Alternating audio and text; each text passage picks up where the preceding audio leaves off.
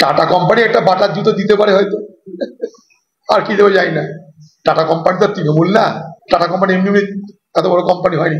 লজ্জার ব্যাপার, 15 বছর পর তার মনে হচ্ছে বাংলার মুখ্যমন্ত্রী যে এবার ভালো করে শুরু করতে হবে। এর থেকে লজ্জার কি থাকতে পারে? 15 বছর পর বাংলার মুখ্যমন্ত্রীর আক্কেল দাঁত উঠেছে।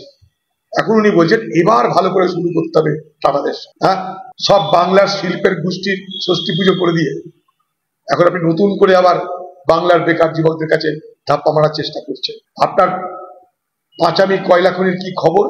1 লক্ষ লোকের চাকরি হচ্ছিল দেউচা পাঁচামি, তৃণমূলের 3-4টে লোককে সেটা বেচা হয়েছে, ব্যাসাল্ট পাথর তুলে বেসাল বাজারে বিক্রি করার জন্য। কোথায় কয়লা, কোথায় চাকরি?